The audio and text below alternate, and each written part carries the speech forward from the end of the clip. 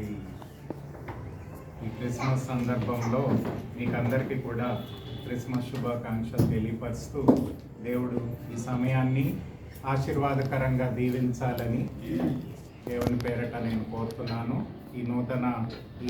ఈ సంవత్సరం క్రిస్మస్ కూడా మనందరికీ కూడా దేవుడు ఆశీర్వాదకరంగా దీవించాలని హృదయపూర్వకంగా కోరుతున్నాను.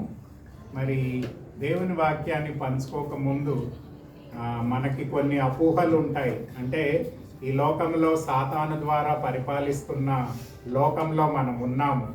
అంటే యుగ సంబంధమైన దేవత అని చెప్తాము, లేదా అపవిత్రమైన సాతాను ఈ లోకాన్ని పరిపాలిస్తుంది. కాబట్టి కొన్ని అబద్ధాలను మనం ఈ లోకంలో చూస్తూ ఉంటాము.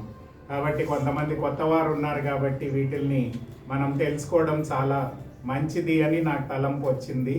మొట్టమొదటిగా మనం చూస్తే ఈ యొక్క జీవితము క్రమబద్ధంగా లేదు, లైఫ్ ఈజ్ ర్యాండమ్ అనే మాటను మనం చూస్తున్నాము. అంటే నాకు నచ్చినట్టు నేను జీవించవచ్చు, మీకు నచ్చినట్టు మీరు జీవించవచ్చు. దేనికి కూడా ఒక క్రమం లేదు. ఈ లోకంలో జీవించడము ఎవరి ఇష్ట ప్రకారం వాళ్ళు జీవించవచ్చు అనేది సాతాను కల్పించే అబద్ధము అని మనం గమనించాలి. మరి మనం దేవుని వాక్యంలో చూసినట్లయితే దేవుడు సృష్టికర్త ఉన్నాడు. సృష్టికర్త అయిన దేవుడు మన సృష్టించాడు కాబట్టి మనం ఆయనకి జవాబుదారీ అయి ఉన్నాము. కానీ సాతాను ఏం చెప్తున్నాడంటే ఈ లోకంలో నీకు ఇష్టం వచ్చినట్టు జీవించవచ్చు, నువ్వు ఎవరికి కూడా ఆన్సర్ ఇవ్వక్కర్లేదు అని అబద్ధాలు చెప్తున్నాడు. మరి అలాంటి అబద్ధం నుంచి మనం బయటికి రావాలి. రెండవది ఏంటంటే సంపూర్ణ సత్యము ఈ లోకంలో లేదు. ట్రూత్ ఈజ్ రిలేటివ్ అంటారు. అంటే there is no absolute truth. సత్యం అనేది పరిపూర్ణంగా సంపూర్ణమైన సత్యం అనేది ఈ లోకంలో లేదు. నీకు నచ్చింది నువ్వు నమ్మొచ్చు, నాకు నచ్చింది నేను నమ్మొచ్చు. అంటే ఎవరికి నచ్చింది వాళ్ళు నమ్ముకోవచ్చు. దీంట్లో ఒక పర్టికులర్ సత్యం అనేది లేదు. మన ఇష్ట ప్రకారం మనం నమ్ముకోవచ్చు అనే ఒక అబద్ధాన్ని కూడా సాతాను సృష్టించదు. మరి దేవుని వాక్యంలో చూసినట్లయితే యేసు ప్రభు ఏం చెప్పాడంటే నేనే మార్గము సత్యము జీవమై ఉన్నాను. కాబట్టి నిజమైన దేవుణ్ణి మనం తెలుసుకోవడమే సత్యము అని దేవుని వాక్యం చెప్తుంది. అంతేకాదు యేసు ప్రభు శిష్యులతో ఏమన్నాడంటే నా యొక్క వాక్యాన్ని మీరు అంగీకరించినప్పుడు, లేకపోతే దాన్ని మీరు గ్రహించి అర్థం చేసుకున్నప్పుడు, స్వీకరించినప్పుడు మీరు సత్యాన్ని ఎరుగుతారు. అప్పుడు సత్యం మిమ్మల్ని స్వతంత్రులుగా చేస్తుంది. కాబట్టి సత్యం అనేది నిజమైనది అని దేవుని వాక్యం రుజువుపరుస్తుంది. మరి సంఘము సత్యానికి ఒక పిల్లర్ లాంటిది, అంటే ఒక స్తంభం లాంటిది. కాబట్టి సంఘంలో మనం దేవుని సత్యాన్ని ఎరగగలుగుతాము అని దేవుని వాక్యం చెప్తుంది. కాబట్టి ఇవన్నీ కూడా అబద్ధాలను సాతాను సృష్టిస్తుంది. మూడో అబద్ధం ఏంటంటే మనిషి మంచివాడు, పరిస్థితులను బట్టి ఆయన కొన్ని చెడ్డ పనులు చేస్తున్నాడు, కానీ మనిషి చెడ్డోడు కాదు, మంచివాడే అని లోకంలో సాతాను చెప్తుంది. మరి దేవుని వాక్యంలో మనం చూసినప్పుడు మనకేం కనిపిస్తుందంటే, మరి ఏం కనిపిస్తుందమ్మా?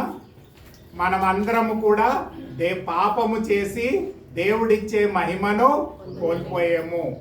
రోమీయులకు రాసిన గ్రంథం 3:23లో చెప్పబడుతుంది. మరి మనం ఎవరం కూడా మంచి వాళ్ళం కాదు, లేక మనం అందరం కూడా పాపులమే. అందుకనే యేసు ప్రభు ఈ లోకానికి నరావతారిగా వచ్చాడు. ఎందుకంటే పాపంలో ఉన్న వారిని మనల్ని రక్షించడానికి, రక్షకుడిగా. యేసు అనే పేరుకి అర్థం ఏంటమ్మా? రక్షకుడు. కాబట్టి రక్షించడానికి వచ్చిన ఆ దేవుణ్ణి మనం తెలుసుకోవాలి. కాబట్టి సత్యాన్ని ఎరగాలి, రక్షకుడిని కూడా మనం ఎరగాలి అని దేవుని వాక్యం మనకు బోధిస్తుంది. నాలుగో అబద్ధం ఏంటంటే ఈ లోకంలో అన్నిటికంటే గొప్ప ధర్మం ఏంటంటే సహించడము. అంటే ఎవరి విశ్వాసం వాళ్ళది. నీ దేవుణ్ణి నువ్వు నమ్ముకోవచ్చు, నా దేవుణ్ణి నేను నమ్ముకోవచ్చు. ఇది సాతాను చెప్పే అబద్ధము. కానీ దేవుని వాక్యం ఏం చెప్తుందంటే యేసు ప్రభువుని నమ్ముకొనడం ద్వారా మనం నీతిమంతులుగా తీర్చబడతాము, దేవుని బిడ్డలంగా మార్చబడతాము. అప్పుడు మనం దేవునికి ఇష్టమైన జీవితాన్ని మనం జీవించగలుగుతాము అని దేవుని వాక్యం మనకు బోధిస్తుంది. మరి సత్యం అనేది ఈ లోకంలో లేదు అనే అబద్ధం చెప్తుంది. మరి ఎవరి ఇష్ట ప్రకారం వాళ్ళు జీవించవచ్చు అని చెప్తుంది. అంతేకాకుండా నాకు నచ్చింది నేను నమ్ముకోవచ్చు అని చెప్తుంది. కానీ ఇవన్నీ కూడా దేవుని వాక్యానికి వ్యతిరేకంగా ఉన్నాయి. మరి అంతేకాదు, 4వ 5వ విషయం ఏంటంటే, ఈ జీవితంలో నేను ఏదైతే సంపాదించుకుంటానో అదే ప్రాముఖ్యమైనది.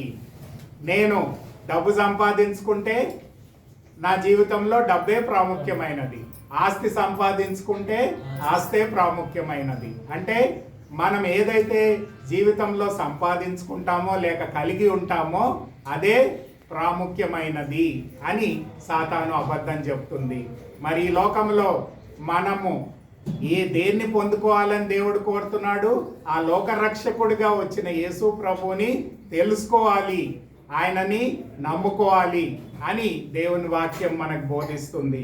అంతేకాదు, 6వ విషయం ఏంటంటే, మనము మన గురి ఏంటంటే నా వ్యక్తిగతమైన తృప్తి. నేను బాగా డబ్బు సంపాదిస్తే తృప్తిగా ఉంటాను, లేకపోతే మంచి బిల్డింగ్లు కట్టుకుంటే తృప్తిగా ఉంటాను. అంటే మన గురి ఎంతసేపు కూడా వ్యక్తిగతమైన గురిని కలిగి ఉన్నాము. కానీ దేవుని వాక్యం ఏం చెప్తుందంటే, నీ వ్యక్తిగతమైన గురి కంటే ప్రాముఖ్యమైన విషయం ఏంటంటే, నీవు దేవుని మహిమార్థమై జీవించాలి. దేవుని కొరకు జీవించినప్పుడు నీవు నిజంగా ఆనందంగా సంతోషంగా జీవించగలుగుతావు అని దేవుని వాక్యం చెబుతుంది. కాబట్టి ఈ అబద్ధాలన్నింటినీ కూడా సాతాను ఈ లోకంలో ప్రవేశపెట్టింది. ఎందుకంటే నిజమైన దేవుణ్ణి తెలుసుకోకుండా ఉండడానికి సాతాను మనల్ని ఆటంకపరుస్తూ ఉంటుంది. అంతేకాదు, ఈ లోకంలో ఏముందంటే, మనము ఏమవ్వాలనుకున్నామో అది అవ్వచ్చు అంటది. అంటే నేను ఒక మంచి క్రికెటర్ని అవ్వాలనుకుంటే అవ్వచ్చు, లేకపోతే నేను మంచి పాలిటీషియన్ అవ్వాలంటే అవ్వచ్చు, లేకపోతే నేను ఇంకా ఫలానాది అవ్వాలనుకుంటే అవ్వచ్చు. అంటే నేను ఏది కావాలనుకుంటే అది అవ్వచ్చు. కానీ మరి దేవుని వాక్యం మనం ఏది కావాలంటే అది అవుతుందా మన జీవితంలో? అవ్వదు. ఎందుకు అంటే ఆ సృష్టికర్త అయిన దేవుణ్ణి మనం ఎరిగినప్పుడే, తెలుసుకున్నప్పుడే, ఆయన ద్వారా మనం రక్షణ పొందినప్పుడే, దేవుని బిడ్డలుగా మార్చబడినప్పుడే మన జీవితానికి ఒక గురి కలుగుతుంది. దేవుడు కోరిన జీవితాన్ని, సంతోషాన్ని, సమాధానాన్ని మనం పొందగలుగుతాము అని దేవుని వాక్యం చెప్తుంది. 8వ విషయం ఏంటంటే, ఈ లోకంలో నీవు మరణిస్తే అంతమైపోతావు. అంటే ఈ లోకంలో నేను ఎలాగన్నా జీవించవచ్చు, ఏ మతాన్నన్నా పాటించవచ్చు, ఏ విధంగా అన్నా జీవించవచ్చు, ఏమైనా చేయొచ్చు, నా తృప్తి కొరకు నేను జీవించాలి. అంతేకాకుండా ఈ లోకంలో నేను మరణించేక ఏమవుతుందమ్మా? అంతమైపోతుంది నా జీవితము. ఇంకా నేను చేయాల్సింది ఏమీ లేదు. కానీ దేవుని వాక్యం ఏం చెప్తుందమ్మా? మరణం తర్వాత కూడా జీవం ఉంది. లేదా ఈ లోకాన్ని నీవు విడిచిపెట్టినప్పుడు 2 మార్గాలు ఉన్నాయి. దేవుణ్ణి నమ్ముకుంటే, యేసు ప్రభుని నమ్ముకుంటే నీవు పరలోకానికి వెళ్తావు. యేసు ప్రభుని నమ్ముకోకపోతే నరకానికి వెళ్తావు. ఈ 2 మార్గాల్లో అంటే ఈ లోకాన్ని నీవు విడిచిపెట్టే కూడా ఈధర్ పరలోకానికన్నా నరకానికన్నా వెళుతావు. కాబట్టి ఈ అబద్ధాలను మనం విసర్జించాలి. నిజమైన దేవుణ్ణి మనము తెలుసుకోవాలి అని దేవుని వాక్యం మనకు బోధిస్తుంది. మరి ఈ క్రిస్మస్ సందర్భంలో నేను ఎన్నుకున్న వాక్యం ఏంటంటే, ఇప్పుడు మనం చదివాము ఫిలిప్పీలకు రాసిన పత్రిక 2వ అధ్యాయము 6 నుంచి 8 వచనాల్లో పౌలు ఏమంటాడంటే, యేసు ప్రభు ఈ లోకానికి ఎలాగొచ్చాడు, ఎందుకు వచ్చాడు, ఏమి చేయడానికి వచ్చాడు, ఆయన ద్వారా మనకి ఏమి కలుగుతుంది, ఈ విషయాలన్నీ కూడా ఈ యొక్క మనం చదువుకున్న వచనాల్లో మనం గమనించగలుగుతాము. దీన్ని ఏమంటారంటే పండితులు థియాలజీ ఆఫ్ క్రిస్మస్ అంటారు. ఏమంటారమ్మా? థియాలజీ ఆఫ్ క్రిస్మస్ అంటారు. అంటే క్రిస్మస్ సందేశాన్ని ఆయన 3 వచనాల్లో లేకపోతే ఈ 8 వచనాల్లో మనకు చెప్పేశాడు. చూడండి 6వ వచనాన్ని నేను చదువుతాను. 6, 7, 8 వచనాల్లో ఈ క్రిస్మస్ స్టోరీని మనకు చెప్తున్నాడు. చూడండి, యేసుక్రీస్తు దేవుని స్వరూపమును కలిగిన వాడై ఉండి దేవునితో సమానంగా ఉండుట విడిచిపెట్టకూడని భాగ్యమని ఎంచుకొనలేదు గాని మనుషుల పోలికగా పుట్టి దాసుని స్వరూపాన్ని ధరించుకొని తన్ను తానే రిక్తునిగా చేసుకొనెను. మరియు ఆయన ఆకారమందు మనుష్యుడిగా కనబడి మరణము పొందనంతగా, అనగా శిలువ మరణం పొందనంతగా విధేయత చూపిన వాడై తను తాను తగ్గించుకొనెను. ఈ క్రిస్మస్ స్టోరీని ఈ 3 వచనాల్లో పౌలు మనకి ఎక్స్ప్లెయిన్ చేశాడు. అంటే యేసు ప్రభు ఎలాగొచ్చాడు, ఎందుకు వచ్చాడు, ఆయన ద్వారా మనకి ఏం కలుగుతుంది అనే విషయాలను ఈ వచనాల్లో మనకు తెలియపరుస్తున్నాడు. యేసు ప్రభు ఎక్కడి నుంచి వచ్చాడంట? పరలోకము నుంచి ఈ భూమండలానికి వచ్చాడు. దేవుని కుమారుడైన యేసు ప్రభు, మనం దేవుని వాక్యంలో చూస్తే తండ్రి అయిన దేవుడు, కుమారుడైన దేవుడు, పరిశుద్ధాత్మ దేవుడు, త్రిత్వంలో ఉండే 2వ వ్యక్తి అయిన యేసు ప్రభు ఏమయ్యాడండి? పరలోకాన్ని విడిచి ఈ భూలోకానికి నరావతారిగా వచ్చాడు. అంటే సర్వోన్నతమైన స్థలంలో ఉన్న దేవుడు ఆ స్థలాన్ని విడిచిపెట్టి ఎక్కడికి వచ్చాడు? మనతో ఉండడానికి వచ్చాడు అని దేవుని వాక్యం చెప్తుంది. సర్వోన్నతమైన స్థలాన్ని విడిచిపెట్టాడు. అంటే ఆయన దేవుడిగా లేడు అని కాదు, ఆయన దేవుడై ఉండి కూడా పరలోకాన్ని విడిచిపెట్టి భూలోకానికి వచ్చి మానవ శరీరాన్ని కూడా ధరించాడు. అంటే ఆ యొక్క ఉన్నతమైన స్థానాన్ని వదిలిపెట్టాడు అని దేవుని వాక్యం మనకు బోధిస్తుంది. ఇక్కడ గ్రంథకర్త అంటే మనం వాక్యంలో చూసినట్లయితే 5 విషయాలు చూడాలి. సర్వోన్నతమైన స్థలాన్ని వదిలిపెట్టినప్పుడు ఏమైంది? దేవుని యొక్క మహిమను వదిలిపెట్టాడు. పరలోకంలో ఏముందండి? దేవుడు ఎక్కడున్నాడు? సింహాసనాసీనుడై ఉన్నాడు. యెషయా గ్రంథం 6వ అధ్యాయంలో మనం చూస్తాం. మరి ఆ సింహాసనాసీనుడై ఉండి దేవదూతలతో ఆరాధన చేయబడుచు దేవుని మహిమతో నిండబడిన ఆ యేసు ప్రభు ఏం చేశాడు? పరలోకాన్ని విడిచిపెట్టి ఈ భూలోకానికి నరావతారిగా వచ్చాడు. అంటే తన మహిమను వదిలిపెట్టాడు. రెండవది దేవుని యొక్క ఘనతను వదిలిపెట్టాడు కదా. పరలోకంలో ఏముంటది? దేవునికి ఘనత ఉంటది, మహిమ ఉంటది. కాబట్టి ఆ ఉన్నతమైన స్థానాన్ని లేకపోతే ఆయన ఉండే ఆ సింహాసనాన్ని వదిలిపెట్టి సామాన్యమైన ఈ లోకంలోనికి ఆయన ప్రవేశించాడు. దేవుని యొక్క మహిమను వదిలిపెట్టాడు, దేవుని యొక్క ఘనతను వదిలిపెట్టాడు. ఆనర్. ఈ లోకంలో మనం ఎవరం కూడా మనకుండే ఘనతను వదిలిపెట్టం, మనకుండే స్థాయిని మనం వదిలిపెట్టం. ఇంకా పై స్థాయికి వెళ్ళడానికి ఇష్టపడతాం, కానీ కింద స్థాయికి రావడానికి ఇష్టపడతామా అమ్మ? ఎవరం ఇష్టపడం. కానీ యేసు ప్రభు పై స్థాయి నుంచి ఏం చేశాడంట? కింది స్థాయికి వచ్చాడంట. హ్యూమిలియేషన్ ఆఫ్ క్రైస్ట్ అంటారు దీన్ని. అంటే ఆ ఉన్నతమైన స్థానాన్ని, సర్వోన్నతమైన దేవుడు, సర్వశక్తిమంతుడైన దేవుడు, సర్వాధికారి అయిన దేవుడు ఆ ఉన్నతమైన స్థానాన్ని విడిచిపెట్టినప్పుడు ఏమైంది? ఆయన మహిమను కోల్పోయాడు, ఆయన ఘనతను కోల్పోయాడు. మూడవది, ఆయనకుండే సంపదను వదిలిపెట్టాడు కదా. మన కొరకు దరిద్రుడు ఆయను. చూడండి 2 కొరింథీయులకు రాసిన పత్రిక 8వ అధ్యాయం 9వ వచనంలో ఉంది ఆ మాట. ఏమనుంది చూడండి. 2 కొరింథీ 8వ అధ్యాయం 9వ వచనంలో ఉంది ఆ మాట. 2 కొరింథీ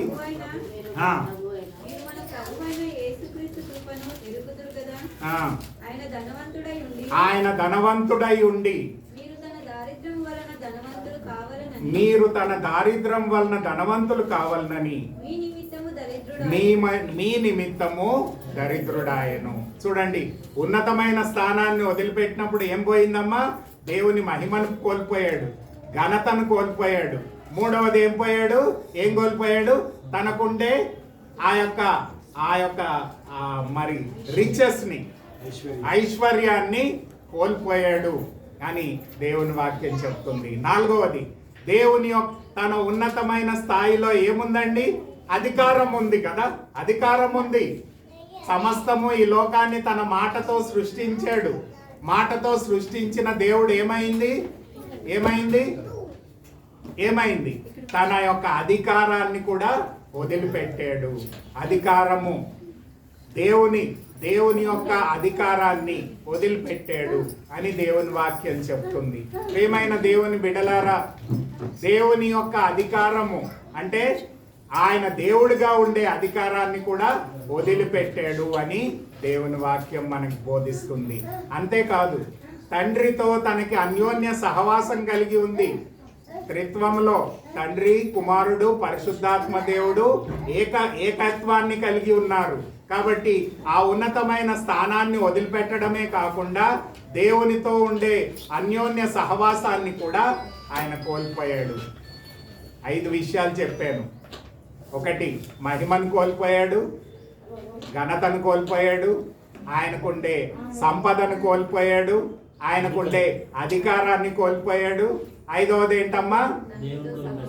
దేవునితో ఉండే అన్యోన్య సహవాసాన్ని కోల్పోయాడు. ఇంత ఘనంగా ఇన్ని విధాలుగా ఆయన తను తాను తగ్గించుకున్నాడు, రిక్తునిగా చేసుకున్నాడు అని పౌలు మనకు బోధిస్తున్నాడు. ఎందుకని ఈ విధంగా తగ్గించుకున్నాడమ్మా? దేవుడు ఈ విధంగా తగ్గించుకోవాల్సిన అవసరం ఏమున్నది?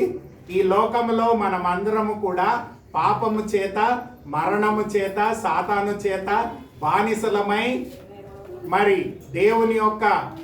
దేవునికి దూరమై, మరి దేవుని యొక్క ఉగ్రతకి మనం పాలై ఉన్నప్పుడు దేవుడు తన ప్రేమను మన పట్ల చూపించాడు.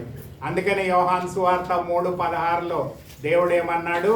దేవుడు లోకమును ఎంతో ప్రేమించను గనుక తన అద్వితీయ కుమారుని యందు విశ్వాసముంచు ప్రతివాడు నశింపక నిత్య జీవము పొందును. చూడండి, దేవుని ప్రేమను మనకి కనపరచడానికే యేసు ప్రభు పరలోకాన్ని విడిచిపెట్టి ఈ భూలోకానికి నరావతారిగా వచ్చాడు. ఆయన మనలను ప్రేమిస్తున్నాడు. ఆయన కృపను, వాత్సల్యతను మనకు చూపించి మనలను తన బిడ్డలుగా చేసుకొని తన రక్షణలోనికి నడిపించడానికి, ఆ పరలోక రాజ్యంలో చేర్చడానికి, మనకి అర్హతను కల్పించడానికి దేవుడు ఆ సర్వోన్నతమైన స్థానాన్ని, ఆయన మహిమను, ఆయన ఘనతను, ఆయన యొక్క సంపదను, ఆయన యొక్క అధికారాన్ని, ఆయనతో తండ్రితో ఉన్న అన్యోన్య సహవాసాన్ని విడిచిపెట్టి ఈ భూలోకానికి నరావతారిగా వచ్చాడు. ఆ లోక రక్షకుడైన యేసు ప్రభు ద్వారానే మనకు రక్షణ కలుగుతుంది. అందుకనే లూకా సువార్త 2వ అధ్యాయము 10-11 వచనాల్లో దేవదూతలు గొర్రెల కాపర్లకి కనబడి ఏమంటాడు? ఇదిగో మహా సంతోషకరమైన సువర్తమానము నేను మీకు తెలియజేయుచున్నాను. నేడు దావీదు పట్టణంలో మీకు ఒక రక్షకుడు పుట్టి ఉన్నాడు, ఆయన ప్రభు అయిన క్రీస్తు అని చెప్పింది. ఈరోజు ఆయన పరలోకాన్ని ఎందుకు విడిచిపెట్టాడంటే మనము దేవుని బిడ్డలుగా మారడానికి, నిజమైన సంతోషాన్ని, సమాధానాన్ని మన జీవితంలో ఈ క్రిస్మస్ ద్వారా పొందుకోవచ్చు అని అపోస్తలుడైన పౌలు మనకు హెచ్చరిస్తున్నాడు. 2వది చూడండి, అదే వచనంలో 7వ వచనంలో ఏమనుందంటే, మనుషుల పోలికగా పుట్టి దాసుని స్వరూపాన్ని ధరించుకొని. మీ దగ్గర అండర్లైన్ చేసుకోలేదో ఉన్నారో నాకు తెలియదు, కానీ నేను అండర్లైన్ చేసుకున్నా. దాసునిగా ఉండడానికి ఇష్టపడ్డాడు. దాసుడు అంటే ఎవరమ్మా? సపోజ్ మీ ఇంట్లో ఎవరో పని మనిషి ఉందనుకోండి, మీరు చెప్పిన పని చేయాలి కదా. మీరు చెప్పిన పని చేయకపోతే ఉంచుతారా? తీసేస్తారు. అంటే దాసుడు అంటే ఇంకోడికి సంపూర్ణంగా లోబడాలి. కాబట్టి యేసు ప్రభు ఎందుకు ఈ లోకానికి వచ్చాడంటే, మనము దాసత్వంలో ఉన్నాము.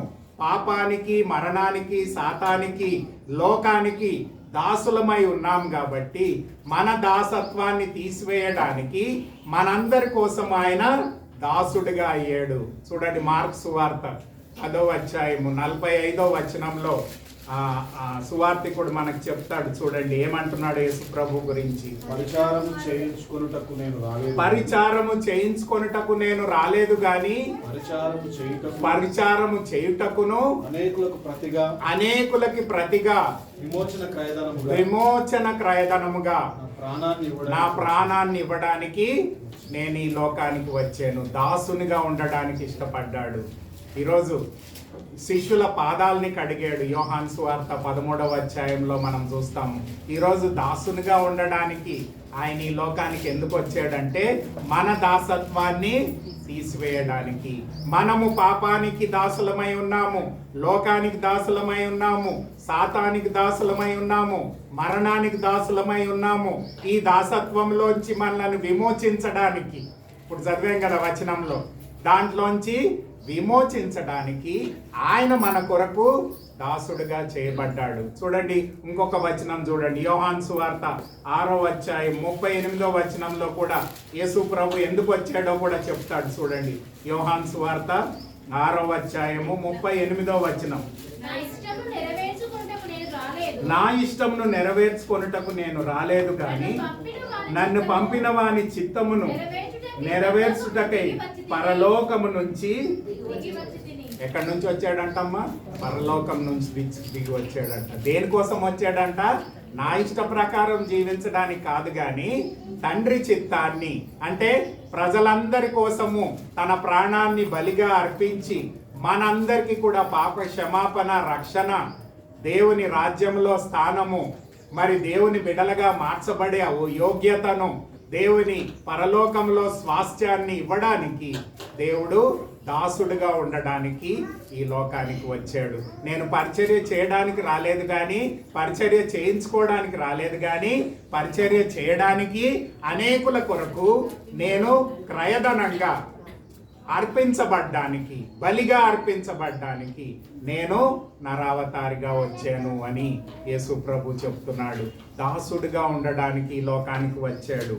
మూడవది చూడండి, పాపుల మధ్యన నివసించడానికి వచ్చాడు. ఈ కేమ్ టు లివ్ అమాంగ్, ఈ లోకంలో మనం అందరం ఎవరమమ్మా? పాపులము.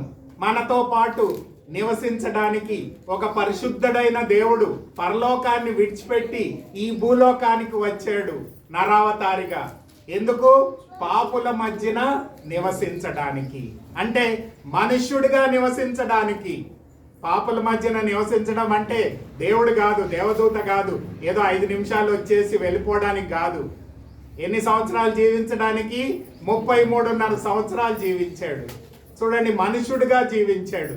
అంటే మనుష్యుడు అంటే ఎవరండి? మనం అందరం కూడా తల్లి గర్భంలో పుట్టాము కదా. మనుష్యుడు అంటే ఎవరు? తల్లి గర్భంలో పుట్టాము. యేసు ప్రభు కూడా ఎక్కడ పుట్టాడు? మరి గర్భంలో పుట్టాడు. తర్వాత స్కూల్కి వెళ్ళాడు. మనలాగానే యంగ్ ఏజ్లో దేవుని దయందును మనుషుల దయందును వర్ధిల్లుచూ ఉండేవాడు. తల్లిదండ్రుల ఇంటిలో ఉన్నాడు. మరి అంతేకాదు, ఆయన ఒక ఇంటిలో ఉన్నాడు. ఆయనకి 4 బ్రదర్స్, 2 సిస్టర్స్, అంటే 6 అన్నదమ్ములు, అక్క చెల్లెళ్ళ మధ్యన ఉన్నాడు.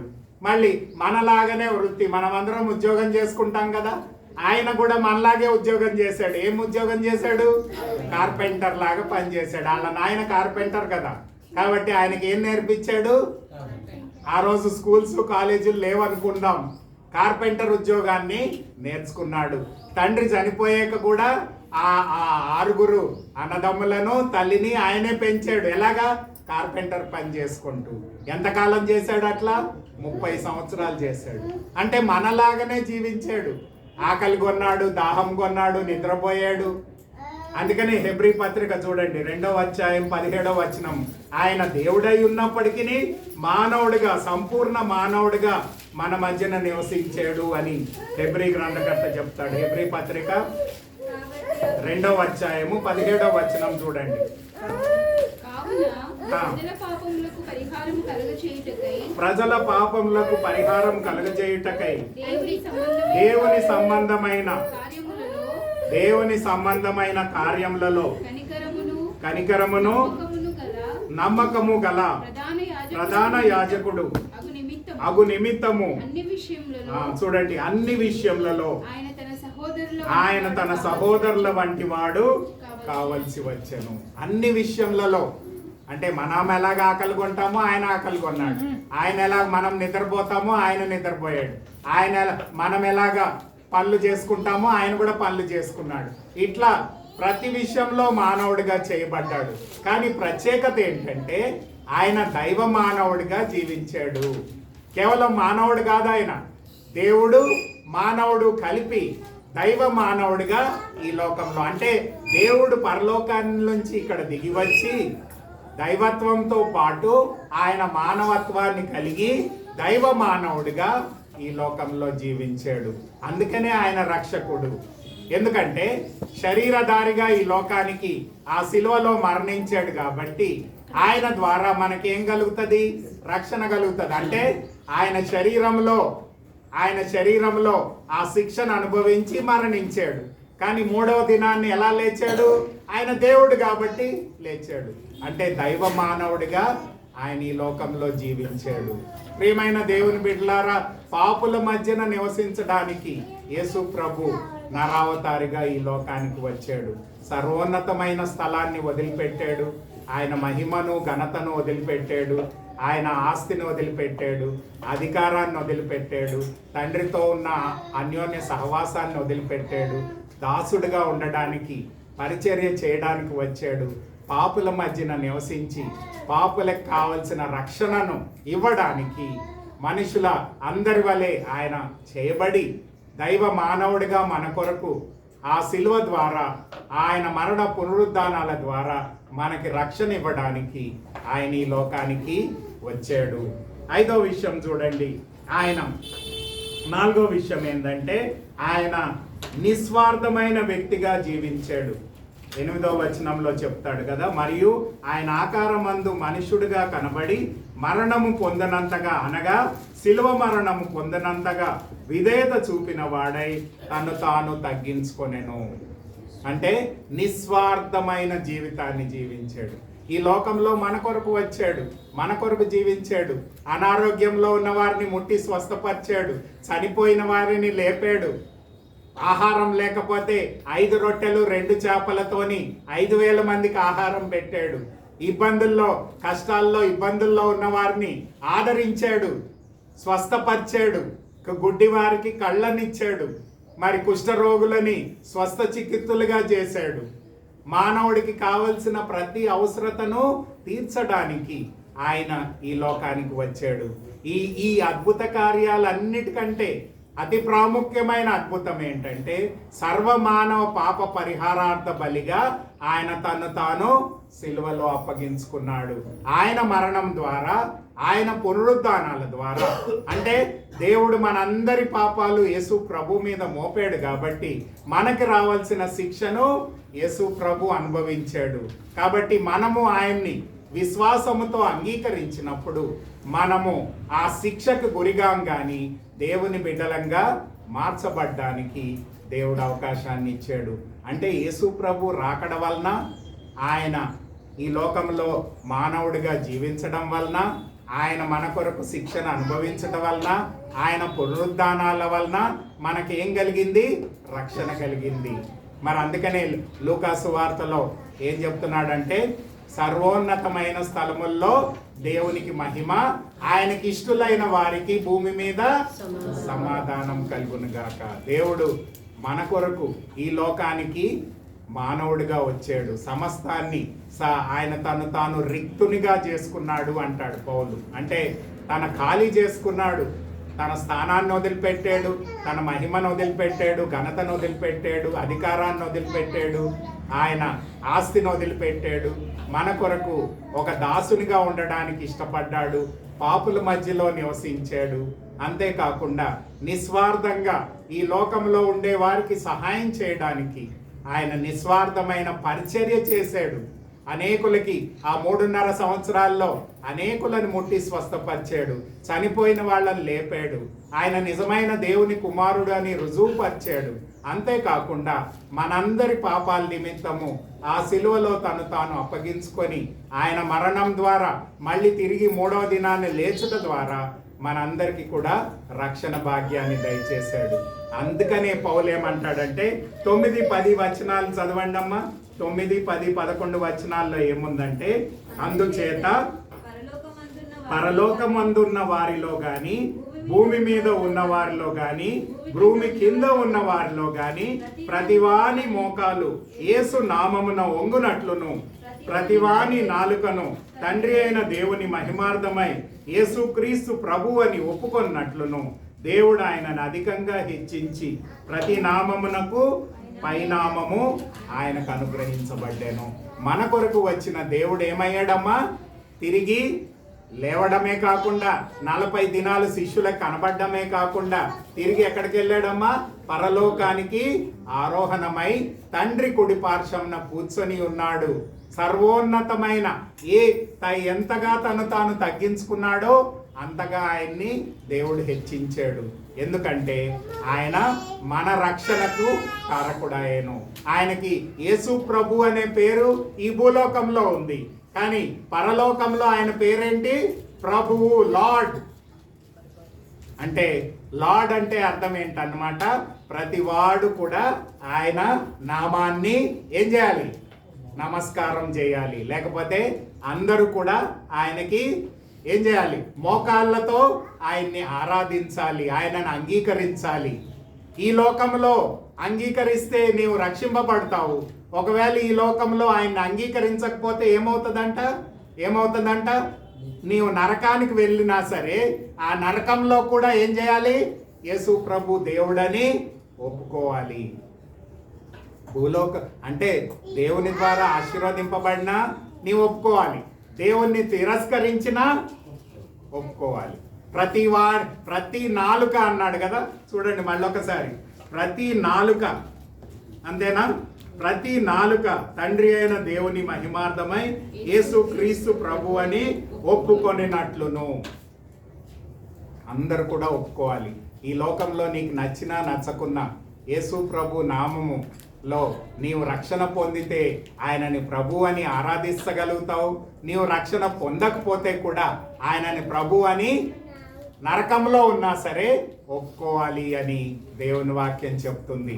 ఈరోజు ఈ క్రిస్మస్ స్టోరీలో విన్న మీరందరూ కూడా దేవుడు ఏం కోరుతున్నాడంటే ఆ నరావతారిగా వచ్చిన యేసు ప్రభుని, సర్వోన్నతమైన దేవుని కుమారుడైన యేసు ప్రభుని మన సొంత రక్షకుడిగా, ప్రభువుగా స్వీకరించాలి. ఆయన బిడ్డలంగా మార్చబడాలి. ఆయన ద్వారా వచ్చే ఆశీర్వాదాలను పొందుకోవాలి. చూడండి, క్లుప్తంగా చెప్తాను. ఆశీర్వాదాల గురించి చెప్పబడితే ఏమున్నాయంటే చాలా ఉన్నాయి, కానీ క్లుప్తంగా 7 విషయాలు చెప్తాను. యేసు ప్రభుని నీవు నమ్ముకుంటే ఏం ఆశీర్వాదాలు కలుగుతాయి? మొట్టమొదటి చూడండి, యోహాను సువార్త 11వ అధ్యాయం 25, 26. మీరు చదవక్కర్లే, నేను చెప్తాను. నేను పునరుద్ధానము జీవమును నేనే, నాయందు విశ్వాసముంచువాడు చనిపోయినను బ్రతుకును, బ్రతికి నాయందు విశ్వాసముంచువాడు ఎన్నటికి చనిపోడు. First blessing. యేసు ప్రభుని నమ్ముకుంటే నీకేం లాభం కలుగుతుంది అని నీవు ఈరోజు ప్రశ్నించినప్పుడు యేసు ప్రభు చెప్తున్నాడు, పునరుద్ధానము జీవమును నేనే. ఈ లోకంలో మీరు సాతాను ద్వారా పాపం చేశారు, మరణాన్ని స్వతంత్రించుకున్నారు, బానిసలుగా ఉన్నారు, వెలుగులో చీకట్లో ఉన్నారు. కాబట్టి నన్ను విశ్వసించడం ద్వారా ఏం కలుగుతుంది? జీవం కలుగుతుంది. సమృద్ధి జీవాన్ని, నిత్య జీవాన్ని నేను ఇవ్వగలుగుతాను, వెలుగునివ్వగలుగుతాను. యోహాను సువార్త 8:12లో ఏముందంటే, నేను లోకానికి వెలుగై ఉన్నాను కాబట్టి నన్ను విశ్వసించువాడు చీకటిలో నడవక జీవపు వెలుగును కలిగి ఉండును. జీవపు వెలుగు అంటే వెలుగు, జీవము రెండు కూడా ఎవరి ద్వారా వస్తాయి? యేసు ప్రభు ద్వారా వస్తాయి. ప్రియమైన దేవుని బిడ్డలారా, ఆయన నరావతారిగా ఎందుకు వచ్చాడంటే మనందరినీ కూడా రక్షించి తన బిడ్డలుగా చేసుకొని తన యొక్క వెలుగును, తన యొక్క జీవాన్ని, మీరు 2 కొరింథీ 4:4లో చూడండి. తర్వాత ఏమని ఉందంటే పౌలు అక్కడ చెప్తాడు, ఈ యుగ సంబంధమైన దేవత ఏం చేస్తుందంటే అవిశ్వాసుల కన్నులకు గుడ్డితనాన్ని కలుగజేస్తుంది. ఈ గుడ్డితనాన్ని తీసివేయడానికే యేసు ప్రభు వచ్చాడు. ఆయనని మనం అంగీకరిస్తే నిజమైన వెలుగును, నిజమైన జీవాన్ని మనం పొందుకుంటాము అని దేవుని వాక్యం చెప్తుంది. అది మొదటి ఆశీర్వాదం. రెండో ఆశీర్వాదం ఏంటంటే కొలసీ పత్రిక 1:13లో ఉంది. ఏమని ఉందంటే, మనము ఈ లోకంలో సాతాను రాజ్యంలో ఉన్నాము, కానీ యేసు ప్రభుని నమ్ముకోవటం ద్వారా పరలోక రాజ్యము, దేవుని రాజ్యంలో చేర్చబడతాము. చదువుతావమ్మా? కొలసీలకు రాసిన పత్రిక 1వ అధ్యాయము 13వ వచనం చదవండి ఒకసారి. ఆయన మనలను అంధకార సంబంధమైన అధికారంలోంచి విడుదల చేసి తాను ప్రేమించిన తన కుమారుని యొక్క రాజ్య నివాసులుగా చేసెను. పాపపు రాజ్యం నుంచి దేవుని రాజ్యంలో ప్రవేశిస్తాము. యేసు ప్రభు ఎందుకు వచ్చాడమ్మా? వెలుగుని జీవాన్ని ఇవ్వడానికి వచ్చాడు. యేసు ప్రభు ఎందుకు వచ్చాడమ్మా?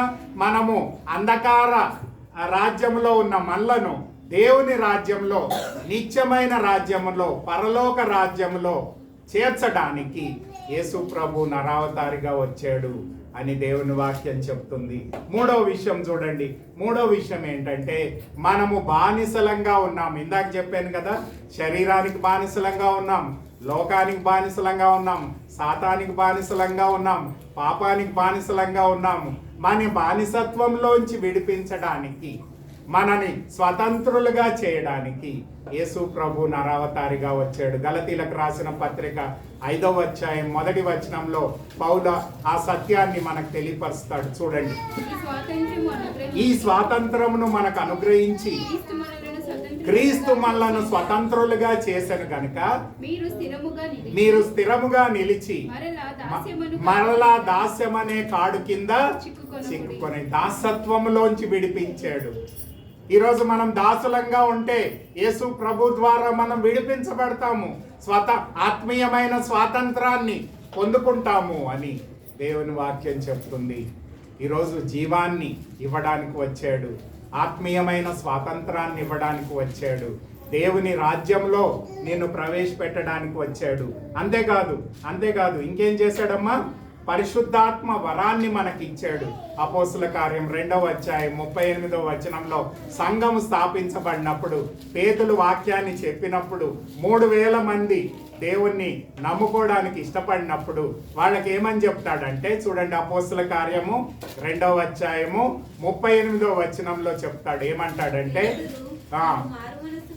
మీరు మారు మనసు పొంది పాప క్షమాపణ నిమిత్తమై ప్రతివాడు యేసుక్రీస్తు నామమున బాప్టిజము పొంది అప్పుడు మీరు పరిశుద్ధాత్మ వరాన్ని పొందుదురు. ఇప్పుడు బాప్టిజం తీసుకున్నారు అంటే ఏంటమ్మా?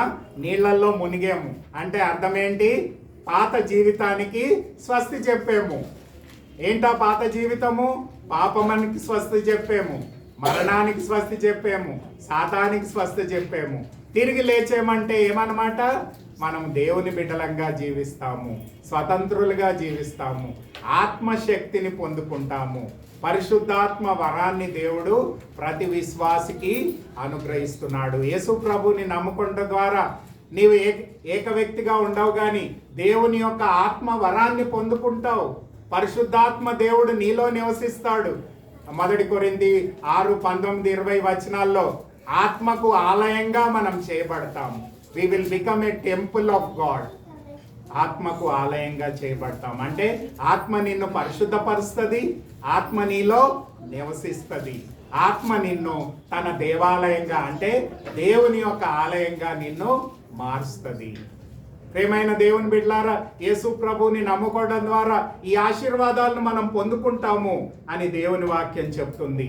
అంతేకాదు, త్రియేక దేవుడు మనలో నివసిస్తాడు. యోహాను సువార్త 14వ అధ్యాయం 23వ వచనంలో ఏముందంటే, మీరు నన్ను ప్రేమించిన ఎడల, నా వాక్యాన్ని అంగీకరించిన ఎడల ఏమవుతుందంట? చూడమ్మా, యోహాను సువార్త 14:23.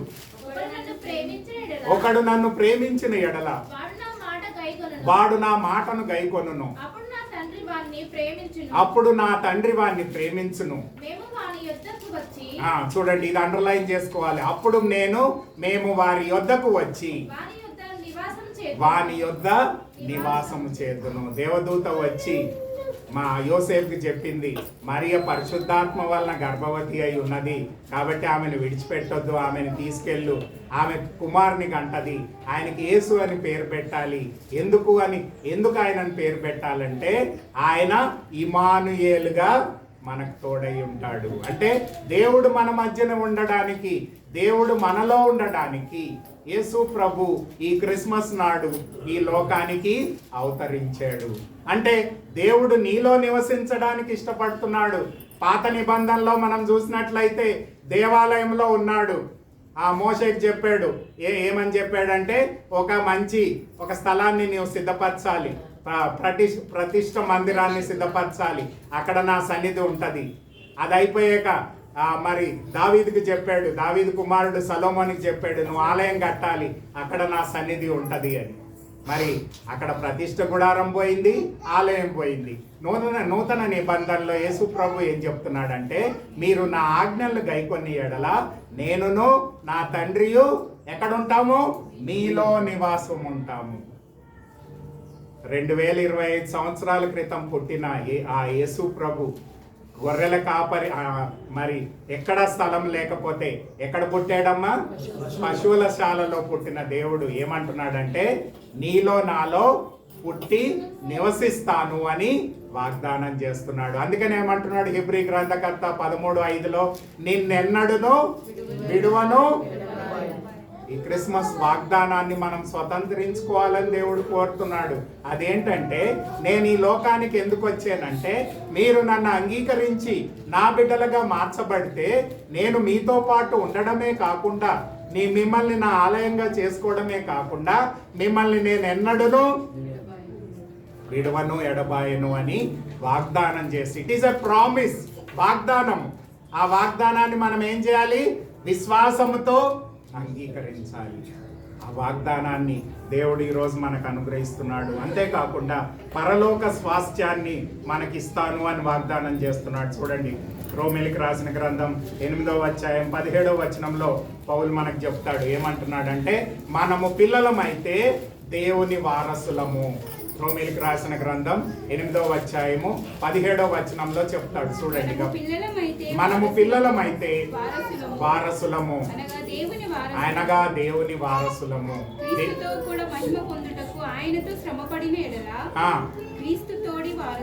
క్రీస్తుతోని వారసులము అంటే పరలోక రాజ్య వారసులంగా చేయడానికి యేసు ప్రభు నరావతారిగా వచ్చాడు. పరలోక స్వాస్థ్యాన్ని మనకి ఇవ్వడానికి ఆయన నరావతారిగా వచ్చాడు. ఈ భూలోక స్వాస్థ్యము కొంతకాలమే ఉంటది. ఒకవేళ ఈ ప్రాపర్టీ కావచ్చు, ఈ డబ్బులు కావచ్చు, ఈ ఆస్తిపాస్తులు కావచ్చు, ఇవన్నీ ఎంతకాలం ఉంటాయి, నువ్వు బతికున్నంత కాలం ఉంటాయి. ఆ తర్వాత ఎవరికో వెళ్తాయి, నీ పిల్లలకి వెళ్తాయి అనుకో, లేకపోతే ఇంకెవరికన్నా వెళ్తాయి అనుకో. కానీ పరలోక స్వాస్థ్యం ఎలాంటిదంట, అది నిత్యముండే స్వాస్థ్యము. అది దేవుడు నీ కొరకు సిద్ధపరిచే స్వాస్థ్యము. ఆయన ఎక్కడ సిద్ధపరుస్తున్నాడు, తనతో పాటు ఎక్కడైతే నీవు ఉంటావో ఆ పరలోక రాజ్యంలో ఆ స్వాస్థ్యాన్ని నీ కొరకు, నా కొరకు దేవుడు సిద్ధపరుస్తున్నాడు. ప్రియమైన దేవుని బిడ్డలారా, ఈ ఆశీర్వాదాలన్నీ కూడా యేసు ప్రభు ద్వారా మనం పొందుకుంటాము. ఆయన మనకి వెలుగును, జీవాన్ని ఇవ్వడానికి ఈ లోకానికి వచ్చాడు. ఆయన రాజ్యంలో చేర్చుకోవడానికి ఈ లోకానికి వచ్చాడు. ఆయన ఆత్మీయమైన స్వాతంత్రాన్ని మనకి ఇవ్వడానికి ఈ లోకానికి వచ్చాడు. పరిశుద్ధాత్మ వరాన్ని ఇచ్చి నిన్ను తన ఆలయంగా చేసుకోవడానికి ఈ లోకానికి వచ్చాడు. మనము అన్యోన్య ఆ త్రియేక దేవునితో నిత్య సహవాసాన్ని కలిగి ఉండడానికి, అన్యోన్య సహవాసం కలిగి ఉండడానికి దేవుడు ఈ లోకానికి వచ్చాడు. అంతేకాకుండా పరలోక స్వాస్థ్యాన్ని ఇవ్వడానికి ఈ లోకానికి వచ్చాడు. చివరిగా ఏంటంటే, మనమందరం కూడా దేవుని సంఘమనే శరీరంలో జత చేయబడ్డానికి దేవుడు ఈ లోకానికి వచ్చాడు. మనము ఒక్కరం కాదు. మనం అనుకుంటాము ఈ క్రిస్మస్ని కొంతమందిమే చేసుకుంటున్నాము, లేకపోతే కొంతమందే ఈ లోకంలో పాటిస్తున్నారు. మరి 168 దేశాల్లో క్రిస్మస్ని పాటిస్తున్నారు. ఎన్ని దేశాలమ్మా? 168 దేశాల్లో పాటిస్తున్నారు. అంటే ఎందరో విశ్వాసులుగా చేయబడ్డారు. అంటే ఈ లోకంలో ప్రతిరోజు కూడా కొంతమంది దేవుని నమ్ముకుంటున్నారు. ప్రతిరోజు కూడా దేవుని సంఘము అభివృద్ధి పొందుతుంది. కాబట్టి ఈ క్రిస్మస్ ద్వారా దేవుడు ఏం చేయదలుచుకున్నాడంటే, మనమందరం కూడా పరిశుద్ధాత్మ ద్వారా దేవుని సంఘం అనే శరీరంలో జత చేయబడి దేవుని యొక్క నిత్య పరలోక ఆశీర్వాదాలన్నీ కూడా మనం అనుభవించాలని దేవుడు మనల్ని ఏర్పాటు చేసుకున్నాడు. ఈ ఆశీర్వాదాలన్నీ కూడా యేసు ప్రభు ద్వారానే వస్తాయి. అందుకని ఎఫెసీ పత్రిక 1వ అధ్యాయం 3వ వచనంలో పౌలు ఏమంటాడంటే, యేసు ప్రభు ద్వారా దేవుడు ప్రతి విధమైన ఆత్మీయ ఆశీర్వాదాన్ని మనకు అనుగ్రహిస్తున్నాడు. అందుకనే ఆయన నరావతారిగా వచ్చాడు. అందుకనే మనం క్రిస్మస్ని సెలబ్రేట్ చేస్తున్నాము. ఆయన ద్వారా నిజమైన సంతోషాన్ని, సమాధానాన్ని, ఆయన ద్వారా నిత్య జీవాన్ని, ఆయన ద్వారా పరలోక రాజ్యాన్ని, ఆయన ద్వారా పరలోక స్వాస్థ్యాన్ని, ఆయన ద్వారా ఆయన శరీరంలో మనం జత చేయబడి, ఆయన ద్వారా మనం అభివృద్ధి పొంది, ఆయన తిరిగి వచ్చినప్పుడు ఆయనతో పాటు ఆ సంఘంలో మనం కూడా ఎత్తబడి ఆయన ద్వారా బహుమానం పొందడానికి దేవుడు నరావతారిగా ఈ భూలోకానికి వచ్చాడు. కళ్ళు మూసుకుందాం, ప్రార్థన చేద్దాం. 1 నిమిషం మన జీవితాన్ని ప్రశ్నించుకుందాం. దేవా, నీవు నా కొరకు ఈ లోకానికి వచ్చావు. నేను అయోగ్యుడను, నాలో ఎటువంటి మంచితనము లేదు. అయినప్పటికీ నన్ను ప్రేమించి నా కొరకు నీ యొక్క పరలోక రాజ్యాన్ని విడిచిపెట్టావు. దాసునిగా రావడానికి ఇష్టపడ్డావు.